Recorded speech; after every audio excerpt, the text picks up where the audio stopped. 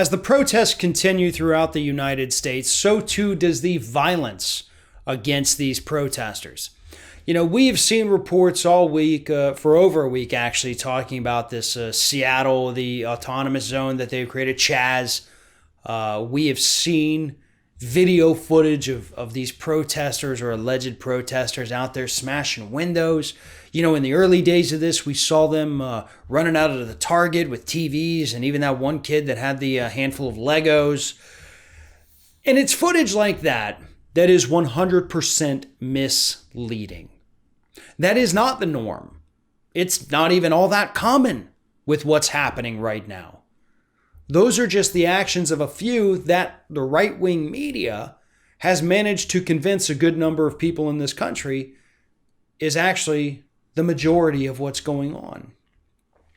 And as Salon.com reporter Amanda Marcotti reported earlier this week, Fox News and, of course, other right-wing media outlets have done a phenomenal job of trying to paint a picture of violent, angry protesters and to instill a sense of fear into their viewers. And that fear that they are trying to sell to their viewers is inspiring acts of violence against these protesters. We have had over a dozen incidents where angry citizens have driven their vehicles into crowds of protesters.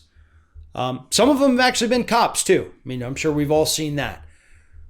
We have had incidents of right-wingers opening fire on protesters, actually shooting protesters. We have had protesters die at the hands of these extremists on the other side. And yet every night, as Marcotti points out, and this is based on research from Media Matters, Fox News is out there showing the same footage over and over and over and over again of looters and people, smashing private property.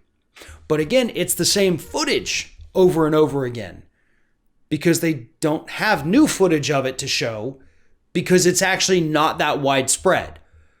So they're showing the same footage. They've doctored images too, as we found out this week as well, trying to sell the fear.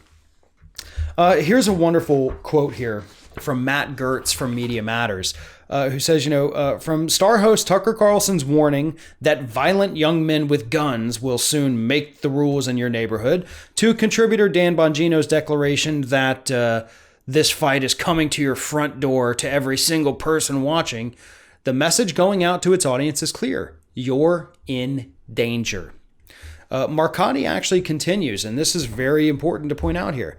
The network has continued to play B-roll footage of fires and looting days or weeks after the incidents in question, creating the illusion for their audience that the largely peaceful protests have been a nonstop orgy of rioting and property destruction. Naturally, Fox News does not tell its viewers that in the few cases where violence did break out, it was usually initiated by police attacks on peaceful protesters. Fear sells. In fact, there are few things in the history of the media that sell better than fear. And that's what Fox News is doing right now. They're trying to obscure what these protests are about. They're trying to make it seem as if, these rioters and the looters are the big focus point, and it's not. Chaz is not. That's just a group of weirdos that nobody wants anything to do with. That's what they are. Antifa is not an actual organization with a leader or meetings or anything like that. It's just people who go out there and do things and say, yes, I'm anti-fascist. And the opposite of anti-fascist is either pro-fascist or just straight up fascist. And I'm sorry, but I'm going to have to go with anti-fascist every time. They haven't killed anybody. Right-wingers have. So if you want to be afraid of any of the groups out there, maybe we should not be so cool with the people who stormed the Michigan Capitol with guns, automatic weapons, because they don't want to wear a face mask.